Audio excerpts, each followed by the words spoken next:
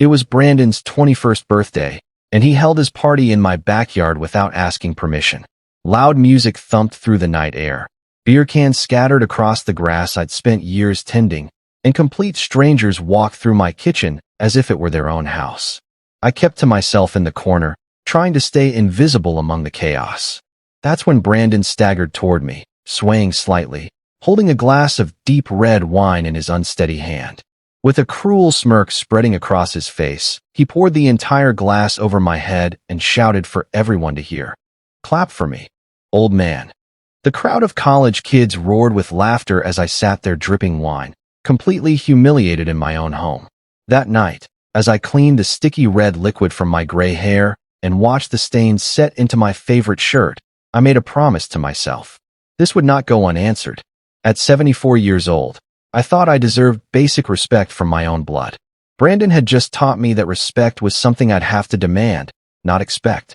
The next morning arrived with painful brightness, and Brandon acted as though absolutely nothing had happened the night before.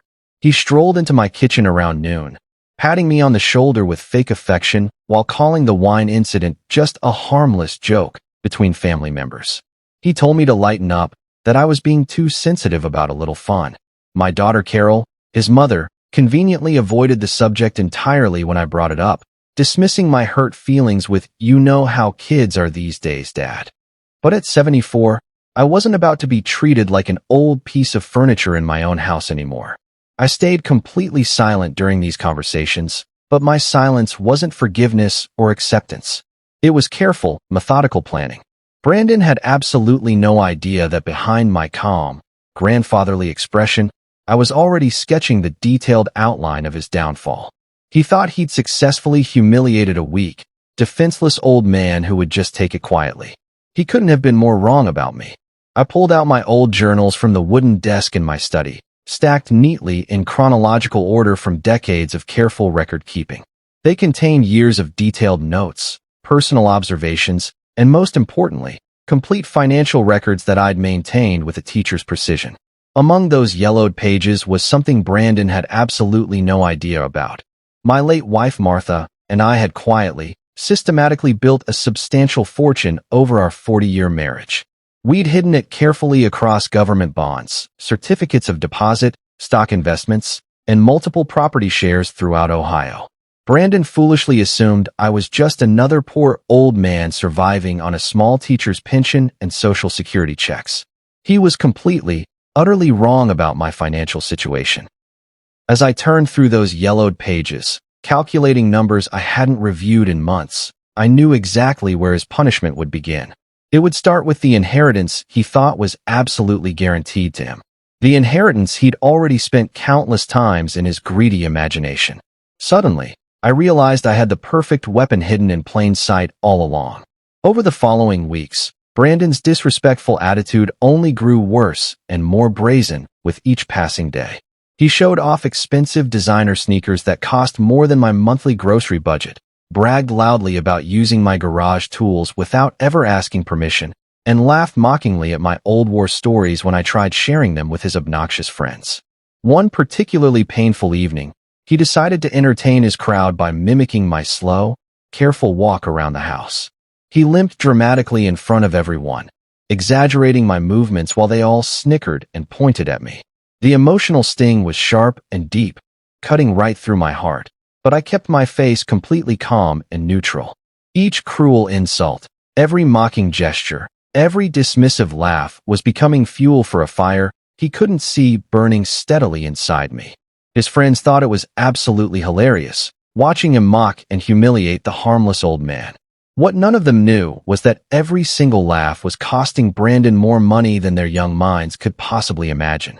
The only question remaining was exactly when I should let those flames finally reach him. While methodically tidying my cluttered desk one quiet afternoon, I discovered an old brass key tied carefully with a faded blue ribbon that Martha had chosen years ago. It unlocked the safe deposit box my wife and I had maintained faithfully for decades at First National Bank downtown. Inside that secure metal box was the official deed to my second property, a modest but increasingly valuable rental house in the heart of the city's revitalized downtown district. Brandon consistently thought I lived poor, barely surviving on a retired teacher's meager pension, but Martha and I had quietly, systematically built real financial security for our family over 4 decades of careful saving and smart investing. The rental income alone was more than Brandon spent on his flashy lifestyle each month. Suddenly, sitting there with that brass key warming in my palm, I knew exactly what form my carefully planned revenge would take. I would let him hang himself completely with his own endless greed, his own foolish assumptions about his supposedly weak and helpless grandfather. This small key was about to unlock much more than just a simple safety deposit box. It would unlock his total ruin, piece by carefully orchestrated piece. One sunny afternoon, Brandon barged rudely into my private study without bothering to knock on the door first. He demanded aggressively that I help him co-sign a bank loan for a flashy red sports car he'd seen advertised online. The monthly payments would have been more than my entire Social Security check. When I calmly but firmly refused his unreasonable request, he leaned uncomfortably close to my face and sneered with pure contempt. "Fine then, rot away with your dusty old books and boring stories. I'll get what's rightfully mine when you finally kick the bucket anyway." Those venomous words, spit out like deadly poison, lit a dangerous fuse deep inside me that had been building pressure for weeks. I simply nodded quietly, hiding the growing storm rising steadily inside my chest. Brandon smugly thought he had effectively silenced me, put me firmly in my place like he always did. But in truth, he had just signed his own financial death sentence. The arrogance and entitlement in his voice would echo painfully in his ears soon enough, when he finally realized what he'd thrown away through his own stupidity. That same night, I sat down at my kitchen table and drafted a completely new will, replacing the old one entirely. I kept my tone formal and legal, even though my hand trembled slightly with controlled anger, not age or weakness. Every single dollar I'd saved, every piece of property I owned, every bond and certificate I'd accumulated over 4 decades of careful, disciplined saving and investing. I methodically redirected all of it away from Brandon completely. Instead, my entire estate would go to my granddaughter Emily, who had always been genuinely kind, respectful, and steady in her character. She never once asked me for money or favors, yet she visited me faithfully every Sunday afternoon with groceries and actually listened to my old stories without rolling her eyes or checking her phone. Brandon desperately wanted to inherit what he imagined was a financial empire. Instead, he was about to inherit absolutely nothing but dust and regret. The legal papers felt heavy in my hands as I signed them. But could I actually pull off this dramatic reversal without the rest of my family becoming suspicious about what I was secretly planning? The challenge would be maintaining my normal behavior while the wheels of justice slowly turned. I decided to invite the entire family for Sunday dinner, carefully setting my dining room table with Martha's precious china that we'd received as wedding gifts. Brandon predictably arrived almost 2 hours late, absolutely dripping with his usual arrogance and entitlement, while sweet Emily had helped me carry serving trays from the kitchen without even being asked. As we ate my homemade pot roast with vegetables from my own garden, Brandon made snide comments about my ancient cooking methods and complained about the food being too bland for his sophisticated tastes. Meanwhile, Emily complimented every single bite and even asked for my secret recipe to make for her own family. I said absolutely nothing about my new will during dinner, but I observed both of them quietly and carefully, watching their behavior like a scientist studying completely different specimens. The contrast between them was absolutely perfect and crystal clear. Watching them side by side at Martha's old dining room table, I felt my difficult decisions settle like heavy stone in my chest.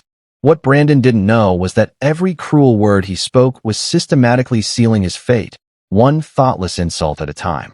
Over the next month, Brandon's financial recklessness accelerated dramatically like a runaway car rolling downhill without any brakes. He racked up enormous credit card bills buying designer clothes and expensive electronics, posted constant photos of his purchases on social media, and bragged openly about the big money he would inherit soon from his rich grandfather's death. His drinking buddies whispered excitedly that he was planning to move into my house immediately after I passed away, converting it into their permanent party headquarters. I listened carefully to these conversations without ever correcting their assumptions or revealing the truth, quietly letting Brandon dig himself deeper and deeper into his fantasy world. He was systematically digging his own financial grave with every purchase and every boastful comment, and I was perfectly happy to hand him an even bigger shovel. His debts were mounting while his expectations soared higher. But just how deep would he dig himself before he finally noticed the ground crumbling dangerously beneath his feet? Soon enough, I thought with grim satisfaction. Very soon, I sat comfortably in my lawyer's office, afternoon sunlight streaming through tall windows and spilling across the polished mahogany desk. I explained my wishes clearly and precisely to Harrison, my attorney. Brandon was to be cut off completely from my estate, receiving absolutely nothing. Emily would inherit everything I owned. Harrison, a thoughtful younger man with genuinely kind eyes and a good reputation, raised his eyebrow with surprise and asked if I was completely certain about taking such a drastic step. I told him everything about what Brandon had done with the wine incident, the constant daily insults, and his threats about getting what's rightfully mine when I died. Harrison listened carefully, nodding gravely as he understood the situation completely. He stamped the official papers with his legal seal and said solemnly, "Then it's settled, Mr. Thompson. Your wishes are now legally binding." And with that single authoritative stamp, Brandon's golden future turned instantly into worthless dust, though he had absolutely no idea yet. The transformation was complete and irreversible. Brandon's arrogance had finally cost him everything, though he would only discover this truth when it was far too late. Harrison suggested something brilliantly clever that made me smile genuinely for the first time in weeks. He recommended adding a special no-contest clause to my will. If Brandon tried to challenge my decisions in court or dispute the inheritance distribution, he would automatically forfeit any chance of receiving even a single dollar from my estate. I chuckled with dark satisfaction, easily imagining Brandon's explosive fury when he eventually realized his sense of entitlement had become his own perfectly designed trap. The more aggressively he fought my decision, the more completely he would lose everything. I left the law office with a tremendous weight lifted from my shoulders, a burden I hadn't even realized I'd been carrying for months. For the first time since the wine incident, I felt complete control returning to my hands. My trap was perfectly set, spring-loaded and waiting patiently. The question now was whether Brandon would step into it willingly through his own greed, or whether I would need to guide him there more directly. Either way, justice was finally within my grasp after weeks of careful planning. Brandon stormed into my kitchen one evening like a hurricane, demanding that I immediately loan him $3,000 for another one of his get-rich-quick schemes. I sat calmly at my table and told him no, not this time or any time. His face twisted with ugly anger as he shouted at the top of his lungs, "What good are you if you won't help your own blood? You're completely useless to this family." His words cut deep into my heart, but I stayed composed and controlled, drawing on my 40 years of teaching experience with difficult students.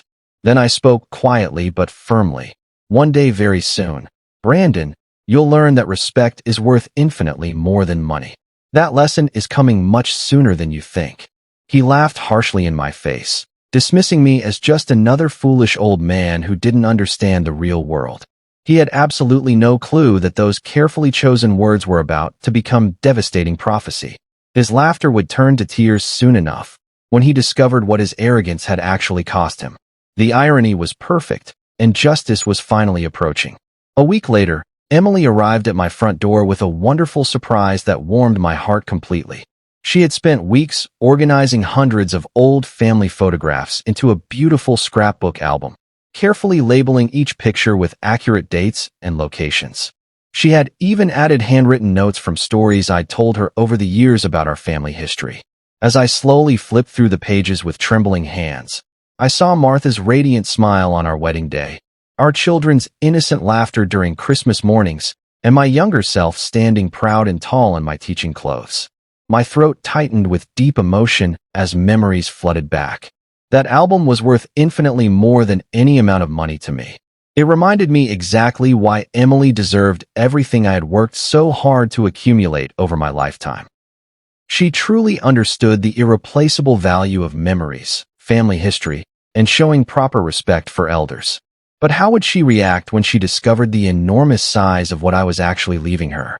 Would she be overwhelmed by the responsibility, or would she rise to meet it with the same grace she'd always shown? Brandon came home stumbling drunk after another wild party, and in his intoxicated state, he accidentally smashed one of Martha's most precious antique vases while showing off to impress his friends. When I confronted him the next morning about the destruction, he laughed dismissively and said, "Relax, old man. That ugly thing was probably worthless anyway. I'll buy you a much better one when I inherit all your money." That beautiful blue and white vase had been an irreplaceable wedding gift from Martha's beloved mother, handed down through 3 generations of her family. I carefully swept every single shard into a cardboard box and carried it solemnly to my study. Sitting there looking at those broken pieces, I saw not just destroyed porcelain, but the final complete destruction of my patience with Brandon's behavior. He thought he had simply broken an old vase that could easily be replaced. He didn't realize he had actually shattered his last possible chance at redemption and forgiveness. The symbolism was perfect, and my resolve hardened like steel. There would be no more chances, no more forgiveness, and definitely no inheritance for someone who destroyed family treasures without any remorse. I began systematically documenting everything with the same precision and attention to detail that had made me an effective teacher for 4 decades. His wild parties that damaged my property, the valuable items he'd broken or ruined, and every instance of disrespect and cruel mockery. I took photographs of damage, wrote detailed notes with dates and times, and kept receipts for everything that needed repair or replacement. My disciplined mind cataloged each incident methodically in a growing file. Slowly but surely, I built a comprehensive record, not for police reports or court cases, but for my own conscience and peace of mind. This documentation would prove that my revenge wasn't based on spite, jealousy, or cruelty, but on justice served cold and calculated after months of accumulated evidence. This wasn't an emotional reaction anymore to a single incident. It was a carefully planned consequence for years of accumulated arrogance, disrespect, and entitlement. And justice was about to arrive as quietly and inevitably as the steady ticking of a clock that was finally running completely out of time. Brandon had sealed his own fate through his own actions. One evening, 2 of Brandon's so-called friends appeared unexpectedly at my front door, asking politely but urgently if I knew that my grandson owed them a substantial amount of money from gambling debts. They hinted strongly that Brandon had confidently promised to pay them back with inheritance money he expected to receive from his wealthy grandfather's estate. My jaw tightened with anger as I realized how deep Brandon had fallen into serious debt, essentially using my future estate as collateral for his reckless behavior. I assured them calmly but firmly that he would receive absolutely nothing from my estate when I passed away. I watched their faces change dramatically as the serious implications of this news sank into their minds. Behind my closed front door, I smiled bitterly to myself. Brandon's financial downfall was accelerating far beyond even my most optimistic plans. The vultures were already circling him hungrily, and I was about to make absolutely sure they would land on him with very sharp talons. His debts would crush him completely when he discovered he had no inheritance coming. The irony was delicious, and justice felt closer than ever before in this entire ordeal.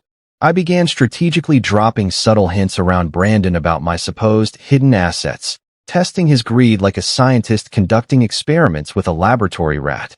A casual mention of owning a second property downtown, a vague reference to old stock certificates locked in my bank's safe deposit box. His eyes gleamed with unmistakable greed each time I mentioned money, his avarice showing clearly through his pretense of casual, family interest. I knew he was privately imagining luxury yachts, expensive sports cars, and a life of complete leisure funded entirely by his grandfather's death.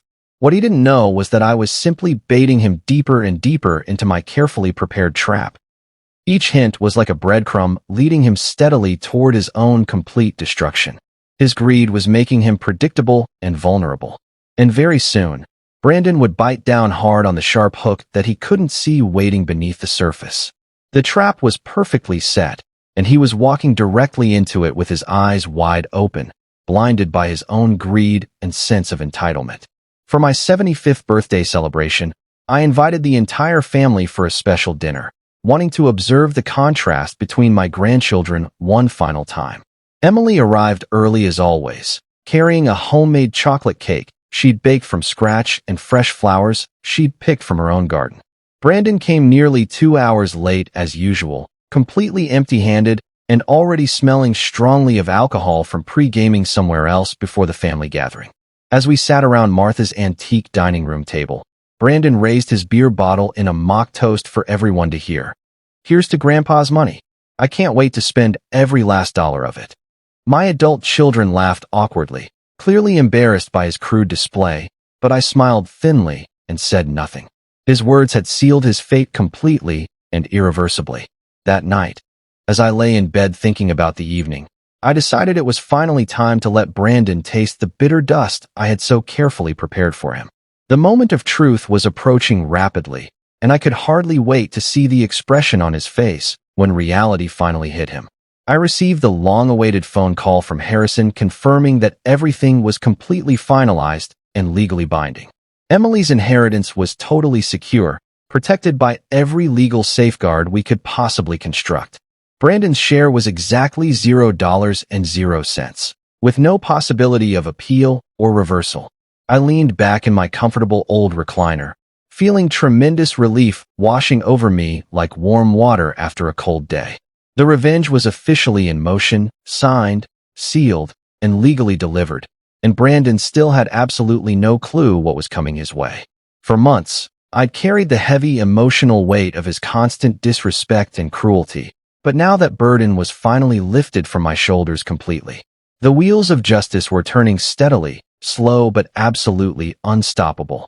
But how much longer could I keep a completely straight face around Brandon before he started to realize that something fundamental had changed in his favor? The anticipation was almost unbearable, but the satisfaction would be worth every moment of waiting patiently for justice to finally arrive. At a summer family barbecue, Brandon loudly bragged to anyone who would listen about the expensive luxury cars he planned to buy when I finally kicked the bucket and left him rich. He even joked crudely about renting out my house to college students so they could throw wild parties and he could collect easy money. The casual disrespect was absolutely shocking, even by his usual low standards, but I stayed completely calm and composed, quietly sipping my lemonade and watching him dig his hole even deeper. I let him continue his embarrassing performance, laughing and joking with his friends about his elaborate inheritance plans. Every single word he spoke was another nail in his financial coffin, another piece of concrete evidence that I had made absolutely the right choice. And I already had the hammer firmly in my hand, ready to drive those nails home with devastating force. His arrogance was providing me with the perfect justification for what was about to happen. The other family members were clearly uncomfortable with his crude comments, which only made my decision feel more righteous and correct. I began intentionally letting slip that I wasn't feeling particularly well lately, occasionally clutching my chest as if experiencing minor chest pains or shortness of breath. Brandon's ears perked up like a hungry predator smelling wounded prey every single time I mentioned doctor visits, feeling weak, or being tired. He offered completely fake concern for my health, but his eyes always betrayed his obvious excitement at the possibility of my approaching death. I knew he thought my biological clock was finally winding down toward its final moments. What he didn't know was that I had never felt mentally sharper, more focused, or more determined in my entire 75 years of life. My mind was crystal clear, and my purpose was absolute. But how far would his naked greed drive him now that he believed his massive inheritance was just around the corner? Would he become even more reckless with his spending, or would he try to manipulate me further? The anticipation was building toward a crescendo, and I could hardly wait to see how he would react when the truth finally came crashing down on his head like an avalanche. Brandon began circling me like a hungry vulture patiently waiting for roadkill to finish dying. He started dropping by my house much more frequently, pretending to check on my health and well-being, while really checking on his future investment. His questions became increasingly probing and transparent. Where exactly did I keep my most important legal papers? Did I have substantial life insurance policies? Which bank held my primary accounts and investments? Each time he asked, I gave deliberately vague and misleading answers while smiling to myself at his pathetic, transparent desperation. He was systematically tightening his own rope with every greedy visit, every self-serving question, and every fake expression of grandfatherly concern. His performance was almost comical in its obviousness. And very soon, much sooner than he expected, I would be the one to pull that rope taut around his financial future. Each visit only confirmed that I was making the right decision. His greed had completely consumed whatever love he might have once had for his grandfather, and that realization made my revenge feel even more justified and righteous. When the timing felt absolutely perfect, I arranged for a formal, reading at Harrison's prestigious law office, sending official invitations to both Brandon and Emily to attend this important family meeting. Brandon arrived wearing his flashiest designer suit, practically salivating with anticipation and greed, checking his expensive phone constantly and talking loudly to anyone who would listen about his elaborate spending plans. Emily sat quietly and respectfully beside him, clearly nervous but maintaining her dignity, even reaching over to hold my hand for comfort during this difficult time.